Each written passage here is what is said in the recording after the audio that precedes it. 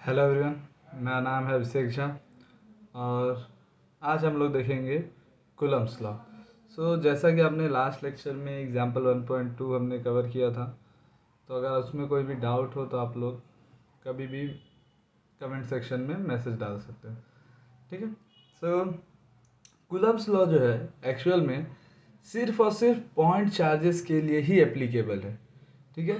Point charges क्या होते हैं, पहले हम वो समझने की कोशिश करेंगे। देखो, मान लिया जाए कि हमारे पास दो चार्जेस हैं जिनके बारे में आप बात करने वाले हो। ठीक है। अगर इन दो चार्जेस के बीच का डिस्टेंस अगर इनके साइज के कंपैरिजन में बहुत ज़्यादा हो, ठीक है, जैसे ये है डिस्टेंस आर जो कि इनके साइजेस के कंपैरिजन में बहुत ज़्यादा है, तो मैं ऐसे चार्जेस को क्या बोलता हूँ, पॉइंट चार्ज। ठीक है। और कूलम्ब्स लॉ क्या करता है, जैसे आपके लिए याद होगा क्लास 11 में हमने चैप्टर 8 में ग्रेविटेशनल फोर्स देखा था, दो मास ऑब्जेक्ट के बीच में लगने वाला ग्रेविटेशनल फोर्स। वैसे ही दो चार्ज पार्टिकल के बीच में लगने वाले फोर्स के बारे में कौन बताता है हमें, कूलम्ब्स लॉ। तो कूलम्ब्स लॉ क्या बोलता है कि दो चार्जेस के बीच लगने वाला फोर्स, हाँ, the force between two point charges is directly proportional to the product of the charges, and force is inversely proportional to the square of the distance between them। ठीक है। दो चार्जेस के बीच लगने वाला फोर्स क्या होगा, उनके प्रोडक्ट के डायरेक्टली प्रोपोर्शनल होगा और उनके डिस्टेंस के स्क्वायर के इन्वर्सली प्रोपोर्शनल होगा। ठीक है। अब ये दोनों क्या है, प्रोपोर्शनैलिटी है। तो प्रोपोर्शनैलिटी को क्या कर सकता हूँ, मैं कंबाइन कर सकता हूँ। तो अगर मैं इन दोनों प्रोपोर्शनैलिटी को कंबाइन करता हूँ तो क्या मिलेगा, F proportional to Q1 Q2 by R square. ठीक है। और ये एफ जो है, अभी देख रहे हो, ये प्रोपोर्शनैलिटी क्या मतलब क्या होता है कि अगर Q1 Q2 बढ़ जाए, प्रोडक्ट की वैल्यू क्या हो, बढ़े, तो क्या होगा, फोर्स बढ़ जाएगा। आर अगर घटे तो फोर्स बढ़ जाएगा। बस ये इतना बता सकता है कि क्या होने वाला है। अगर चार्जेस, प्रोडक्ट ऑफ चार्जेस बढ़ेगा तो फोर्स बढ़ेगा, डिस्टेंस बढ़ेगा तो फोर्स घटेगा, ये बता सकता है प्रोपोर्शनैलिटी। बट एग्जैक्ट के लिए हमें क्या करना पड़ेगा, इसको एक इक्वेशन बनाना पड़ेगा। इक्वेशन और प्रोपोर्शनैलिटी में क्या फ़र्क होता है, इक्वेशन में क्या होता है, आपका इक्वल टू का साइन होता है। ठीक है। तो जब भी प्रोपोर्शनैलिटी को इक्वल टू में बदलना है तो हमें क्या करना पड़ता है, कोई एक कांस्टेंट इंट्रोड्यूस करना पड़ता है। और जैसे जैसे लेक्चर हमारे बीतते जाएंगे मैं आपको बताऊंगा कि कैसे हम लोग प्रोपोर्शनैलिटी को कांस्टेंट मतलब इक्वल टू में बदलते हैं। ठीक है। उसके लिए भी मैं एक सेपरेट वीडियो कभी अपलोड करूँगा किसी एक्सपेरिमेंट के साथ। तो एफ इज इक्वल टू के Q1 Q2 by R square. जब मैं यहाँ से प्रोपोर्शनैलिटी हटा रहा हूँ तो एक कांस्टेंट ला रहा हूँ के, जो आपका कूलम कांस्टेंट है, और इस कांस्टेंट की वैल्यू होगी 1/4 पाई एप्सिलॉन नॉट। और ये एप्सिलॉन नॉट जो है ये होता है आपका permittivity of free space. Permittivity आप बाद में देखोगे, जैसे जैसे चैप्टर 2 में हम जाएंगे तो परमिटिविटी क्या करता है, ये बताता है कि कोई ऑब्जेक्ट जो है कितना इलेक्ट्रीफाई हो सकता है, मतलब कितना ज़्यादा वो चार्ज हो सकता है। ठीक है। उसके उसके लिए क्या यूज़ करते हैं हम लोग, परमिटिविटी। और मैग्नेट के केस में हम लोग ससेप्ट सॉरी परमिएबिलिटी यूज़ करते हैं कि कोई ऑब्जेक्ट कितना मैग्नेटाइज हो सकता है, ये कौन बताता है आपको, परमिएबिलिटी। ठीक है। तो हम लोग फोर्थ चैप्टर तक जब पहुंचेंगे तो आप इन दोनों के बीच में डिफरेंस भी देखोगे तो आपको ये थोड़ा ज़्यादा क्लियर होगा। अभी के लिए जहाँ पे एप्सिलॉन नॉट की वैल्यू होती है 8.854 10⁻12। ठीक है। कूलम्ब स्क्वायर, एप्सिलॉन नॉट की वैल्यू होगी 8.854 10⁻12 कूलम्ब स्क्वायर पर न्यूटन पर मीटर स्क्वायर। इसका यूनिट याद रखना ज़रूरी है, ठीक है। इसका यूनिट और डायमेंशनल फार्मूला दोनों ही याद रखना ज़रूरी है। और के की वैल्यू होती है कुछ, जब यहाँ पे मैं एप्सिलॉन नॉट में ये इक्वेशन में 4 पाई और एप्सिलॉन नॉट की वैल्यू रख के सॉल्व करूँगा तो के की वैल्यू आएगी 9 × 10⁻⁹ न्यूटन मीटर स्क्वायर पर कलम स्क्वायर, ठीक है। तो ये है आपके के की वैल्यू। अब ये जो आपका कूलम्ब्स लॉ है, हाँ, ये जो फोर्स हमने खोजा ये किस फॉर्म में है, स्केलर फॉर्म में। बट आप जानते हो फोर्स क्या है, वेक्टर क्वांटिटी है, फोर्स स्केलर नहीं है। तो इसके लिए हमें क्या करना पड़ेगा, न्यूटन्स लॉ को जो है, सॉरी, ये कूलम्ब्स लॉ को जो है हमें वेक्टर फॉर्म में भी देखना पड़ेगा, ठीक है। तो वेक्टर फॉर्म के लिए हम क्या करेंगे कि हमारे पास ये जो चार्जेस है, ठीक है, इसका मैं पहले वेक्टर, इसका जो पोजीशन है इसको क्या करूँगा मैं वेक्टर फॉर्म में डिनोट करूँगा और फिर देखेंगे। जैसे कि ये चार्ज Q1 जो स्पेस में कहाँ है, मैं बोलता हूँ कि ये चार्ज Q1 जो है लेट स्पेस में किसी लोकेशन R1 पे है। कैसे देते हैं हम लोग पोजीशन, मैं क्या करूँगा, कोई एक ओरिजिन डिसाइड करूँगा, जैसे ये है ओरिजिन, ओरिजिन से इस Q1 चार्ज का डिस्टेंस है R1, ठीक है। ऐसे कोई एक रेफरेंस पॉइंट लेते हैं, रेफरेंस पॉइंट से हम लोग बोलते हैं कि ये R1 डिस्टेंस पे है। ये रहा आपका चार्ज Q2 और ये किस डिस्टेंस पे है, R2 डिस्टेंस पे, ठीक है, R1 R2। सो Q1 से Q2 के बीच का डिस्टेंस क्या होने वाला है, कुछ ऐसे। अब मैं इसको थोड़ा सा और एक्सप्लेन करता हूँ कि जैसे अब ये चार्जेस है तो ये चार्ज क्या करेंगे, एक दूसरे के ऊपर फोर्स लगाएंगे। So force on 1 due to 2, ठीक है।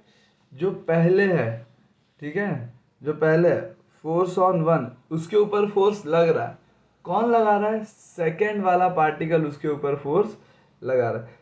तो इसका फॉर्मूला क्या होगा, के Q1 Q2 upon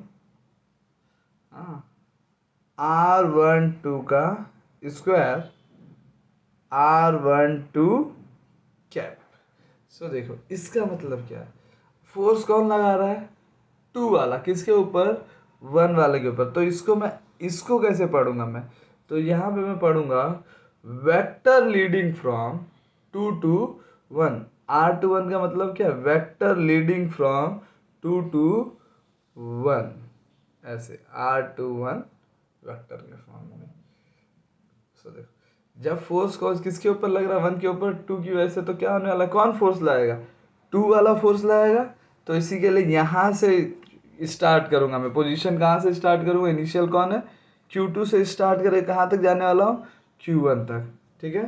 vector leading from, ओहो उल्टा लिख दिया, एक minute by mistake. Vector leading from 2 to 1, 2 से कहाँ जा रहे हैं हम, 1 की तरफ, ऐसा, ठीक है। अब ये देखो यहाँ पे नीचे मैंने R12 स्क्वायर लिख दिया है। तो जब भी हम क्या करते हैं, किसी दो वेक्टर का डॉट प्रोडक्ट लेते हैं, अब जैसे ये क्या होता है, R12 का क्या हो गया, डॉट प्रोडक्ट हो गया। तो ये डॉट प्रोडक्ट क्या हो जाता है, डायरेक्ट इसका रिजल्टेंट क्या मिलता है हमें, इसके लिए, इसी के लिए मैंने नीचे वेक्टर का साइन नहीं दिया। और यहाँ पे R12 कैप का मतलब क्या है, कैप लग गया मतलब क्या है, वो यूनिट वेक्टर शो कर रहा है। और यूनिट वेक्टर मतलब जिसके पास सिर्फ और सिर्फ डायरेक्शन है, कोई मैग्नीट्यूड नहीं है। तो ये क्या बता रहा है, फोर्स ऑन 1 ड्यू टू 2 किस डायरेक्शन में, 2 से 1 के डायरेक्शन में है, ठीक है। अगर ऐसे क्या होता है, ये दोनों के दोनों कैसे होते, पॉजिटिव चार्ज होते, तो ये दोनों क्या करते हैं, रिपेल कर रहे होते। और दोनों अगर अपोजिट चार्जेस होते, जैसे मान लें अभी के लिए दोनों ही क्या है, लाइक चार्जेस है, प्लस प्लस या फिर माइनस माइनस, तो ये दोनों क्या करेंगे एक दूसरे को, 2 वाला क्या करेगा, 1 वाले को दूर धकेलना चाहेगा, फोर्स ऑन 1 ड्यू टू 2, तो क्या होगा, इसको दूर धकेलना चाहेगा, ऐसे, ठीक है। तो इसका डायरेक्शन ऐसे। फिर अब दूसरा, हाँ, कि फोर्स ऑन 2/1 कैसा रहने वाला है वेक्टर फॉर्म में। तो फोर्स ऑन 2/1 कैसा रहेगा, सेम। ये जो है चार्जेस स्केलर होते हैं, के स्केलर होता है, तो इसको हमें कुछ नहीं करना। के Q1 Q2 R21 का स्क्वायर। और अब की बार डिस्टेंस कहाँ से होने वाला है, देखो किसके ऊपर फोर्स लग रहा है, 2 वाले के ऊपर। कौन फोर्स लगा रहा है, 1 वाला। फोर्स ऑन 2/1, तो कौन फोर्स लगाना चालू करे, 1 वाला लगाना चालू करे। तो कहाँ से वेक्टर लीड करेगा, वेक्टर लीडिंग फ्रॉम 1 to 2। और अभी के लिए लाइक चार्जेस है तो ऐसे, फोर्स ऑन 2/1। और यहाँ पे डिस्टेंस क्या हो जाएगा, ऐसे, वेक्टर लीडिंग फ्रॉम 1 to 2। देखो जब फोर्स बोल रहे हैं तो हम कैसे बोलेंगे, फोर्स ऑन 2/1। और जब वेक्टर ये डिस्टेंस की बात करें तो वेक्टर लीडिंग फ्रॉम, लीड कर रहा है उसको पहले रखेंगे और जहाँ तक पहुँच रहा है वहाँ तक जाएंगे। ठीक है, जैसे वेक्टर लीडिंग फ्रॉम 1 से 2 तक लीड कर रहा है तो 1 पहले। ठीक है, ऐसे। और ये R21 का कैप। ठीक है,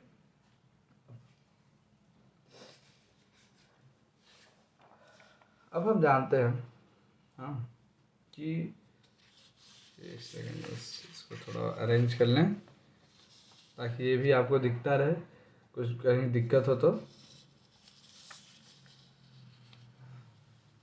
ये भी सेम वही, ये स्केलर क्यों है, क्योंकि डॉट प्रोडक्ट हो जा रहा है। तो हम जानते हैं कि ये R12 मतलब यूनिट वेक्टर कैसे देते हैं, R12 का यूनिट वेक्टर मतलब vector R12 upon magnitude of R12। ठीक है, सेम। R21 मतलब क्या होने वाला है, vector R21 upon magnitude of R21। ठीक है, सब देखो दोनों का मैग्नीट्यूड क्या आने वाला है, सेम ही आने वाला, देख रहे हो। 1 से 2 के बीच का डिस्टेंस बोला है, 2 से 1 का बीच का डिस्टेंस बोलो, डिस्टेंस तो इतना ही है। ठीक है, तो मैं कैसे लिखता हूँ, मैग्नीट्यूड क्या है, R12, हाँ, का मैग्नीट्यूड किसके इक्वल है, R21 के मैग्नीट्यूड के। और वो है आपका R, वो किसके इक्वल है, R के। ठीक है, और ये जो है आपका वेक्टर R12, ये कैसा होगा, कुछ इस तरीके का। R12 को कैसा लिख सकता हूँ मैं, हाँ, R12 जो है ये कैसे बोल रहे, vector leading from 2 to 1।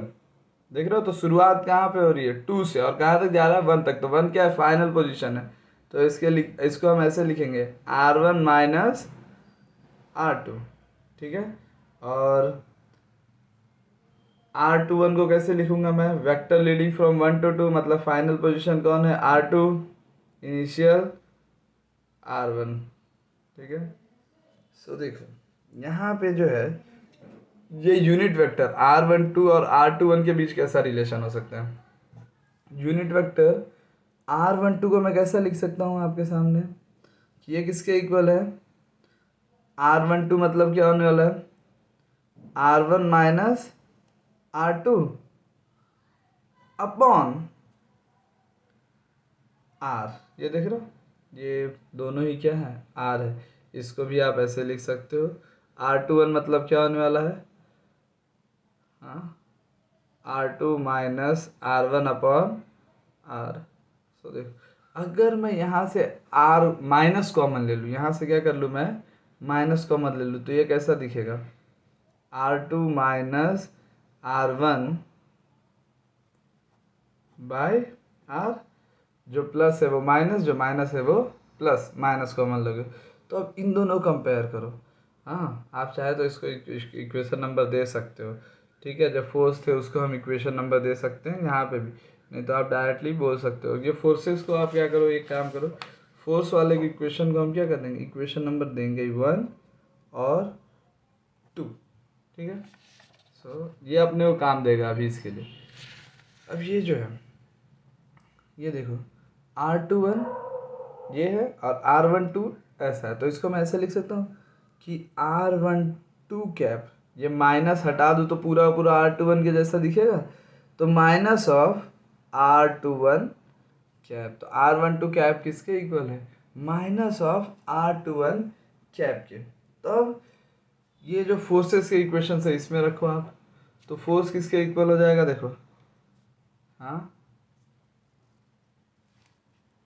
F12 जो है फोर्स ऑन 1 ड्यू टू 2, ये इक्वल है आपका Q1 Q2 अपॉन R का स्क्वायर, R12 स्क्वायर की जगह R का स्क्वायर, हाँ R12 कैप था तो R12 कैप की जगह क्या लिख सकते हो, force 12 Q1 Q2 R square, R12 की जगह माइनस ऑफ R21 कैप। सो अगर ये माइनस साइन को छोड़ दिया जाए तो ये किसके इक्वल हो जाएगा, force on 1 due to 2 is equal to minus of force force on 2 due to 1।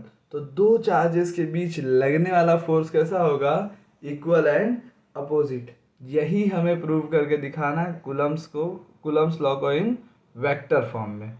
ठीक है, कि अगर देखो ये दो चार्जेस हैं, ठीक है, अगर ये दोनों कैसे हैं, लाइक चार्जेस है, तो इनके बीच लगने वाला फोर्स कैसा होगा, ये अगर Q1 है ये Q2 है, लाइक चार्जेस है, तो क्या होगा कि फोर्स ऑन 1 ड्यू टू 2 कैसा होगा, ये 1 वाले को 2 वाला क्या करेगा, दूर फेंकना चाहेगा, वैसे ही 2 वाले को 1 वाला क्या करेगा, इस तरफ मूव कराना चाहेगा। तो दोनों ही क्या करेंगे, एक दूसरे के ऊपर इक्वल एंड अपोजिट फोर्स लगाने वाले हैं।